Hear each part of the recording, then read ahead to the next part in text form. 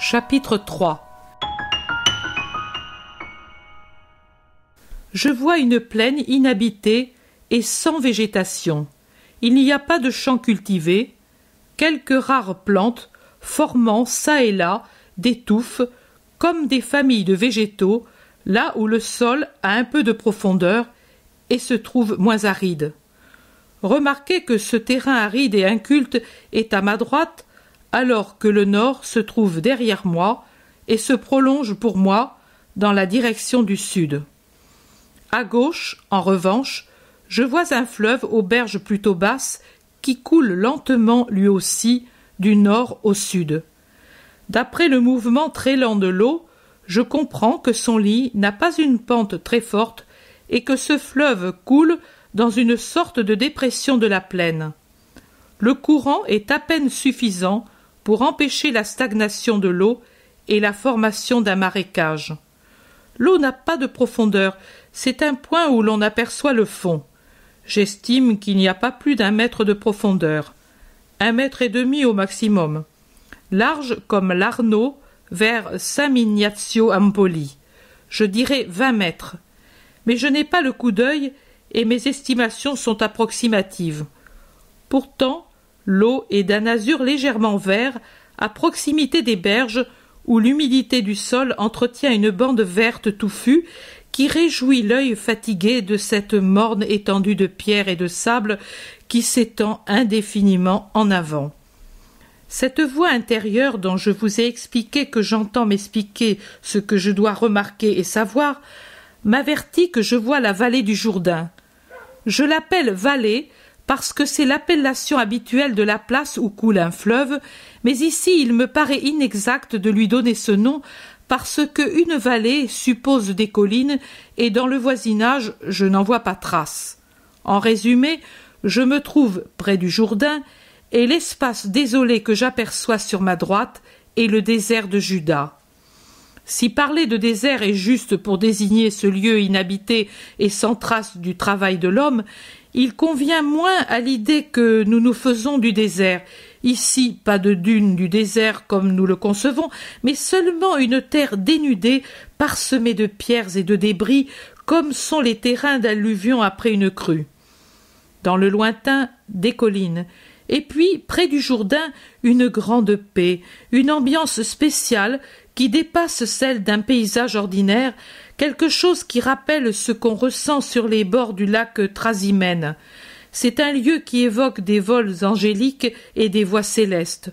Je ne sais pas bien exprimer ce que j'éprouve, mais j'ai le sentiment de me trouver dans un lieu qui parle à l'esprit.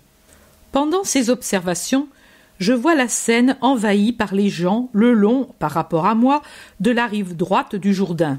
Il y a beaucoup d'hommes et une grande variété d'habillements. Quelques-uns semblent des gens du peuple, d'autres des riches. Il y en a assez, plusieurs paraissent des pharisiens, avec leurs vêtements ornés de franges et de galons. Au milieu, debout sur un rocher, un homme que je reconnais du premier coup pour le Baptiste, bien que ce soit la première fois que je le vois. Il parle à la foule et je vous assure que sa prédication manque plutôt de douceur. Jésus a appelé Jacques et Jean les fils du tonnerre. Mais alors, quel nom donner à ce fougueux orateur ? On pourrait pour Jean-Baptiste parler de coups de foudre, d'avalanche, de tremblements de terre, tant il est impétueux et sévère dans son discours et ses gestes. Il parle de la venue du Messie et exhorte les auditeurs à préparer leur cœur en les débarrassant de ce qui les encombre et en redressant leurs pensées. Mais c'est un parler frénétique et rude. Le précurseur n'a pas la main légère de Jésus pour soigner les blessures des cœurs. C'est un médecin qui les met à nu, fouille et taille sans pitié. Pendant que je l'écoute, je ne rapporte pas ses paroles parce que ce sont celles des évangélistes, mais qui dévalent en un discours torrentiel. Je vois s'avancer le long d'un sentier, le long de la bordure herbeuse et ombragée qui côtoie le Jourdain, mon Jésus.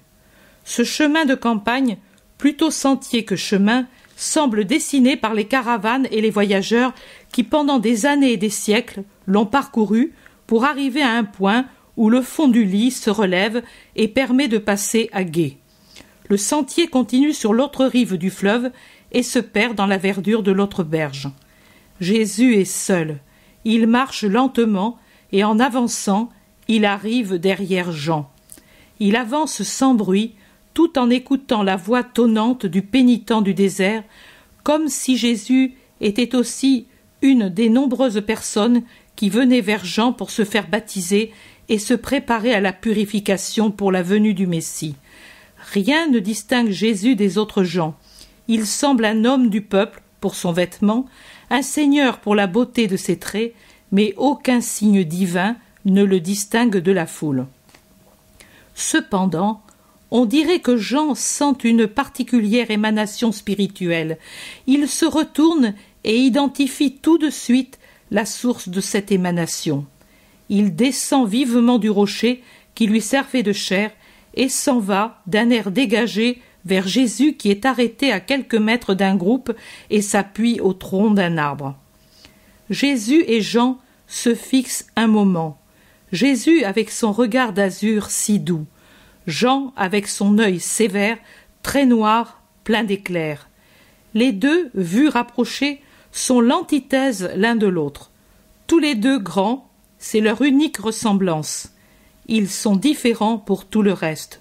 Jésus blond, aux longs cheveux peignés, au teint blanc ivoire, aux yeux d'azur, aux vêtements simples mais majestueux.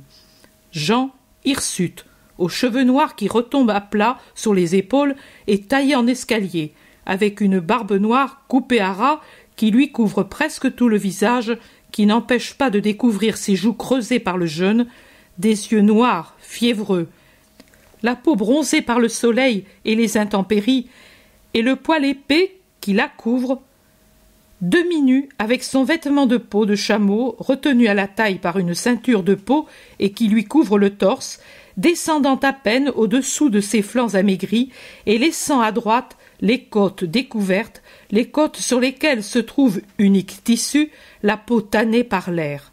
En vis-à-vis, on dirait un sauvage et un ange. Jean, après avoir fixé sur lui son regard pénétrant, s'écrie « Voici l'agneau de Dieu. Comment peut-il se faire que mon Seigneur vienne vers moi ?» Jésus répond tranquillement « C'est pour accomplir le rite de pénitence. Jamais, Seigneur, c'est moi qui dois venir à toi pour être sanctifié, et c'est toi qui viens vers moi ?» Et Jésus, en lui mettant une main sur la tête, parce que Jean s'était incliné devant Jésus, lui répond « Permets que tout se fasse comme je veux, pour que s'accomplisse toute justice et que ton rite achemine les hommes vers un plus haut mystère et qu'il leur soit annoncé que la victime est dans ce monde. » Jean l'observe avec un œil dont une larme adoucit le regard et le précède vers la rive. Jésus enlève son manteau et sa tunique, gardant une sorte de caleçon court, et descend dans l'eau où se trouve déjà Jean. Jean le baptise en lui versant sur la tête de l'eau du fleuve avec une sorte de tasse suspendue à sa ceinture et qui semble être une coquille ou une demi-calebasse séchée et vidée. Jésus est proprement l'agneau dans la blancheur de sa chair, la modestie de ses traits, la douceur de son regard.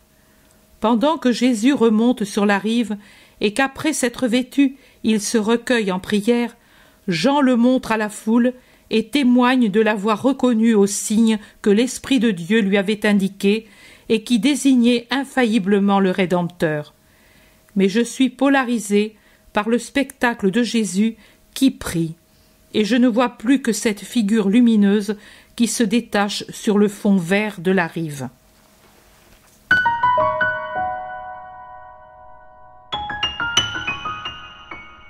L'intérêt pour les écrits de Maria Valtorta ne cesse de grandir.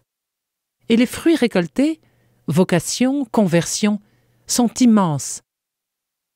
Visionnaire de la vie du Christ, de la conception de Marie jusqu'au début de l'Église, sa description des personnages, de leur psychologie, la précision des lieux où ils évoluent, des coutumes et mœurs de l'époque, est proprement sidérante et à ce jour inégalée.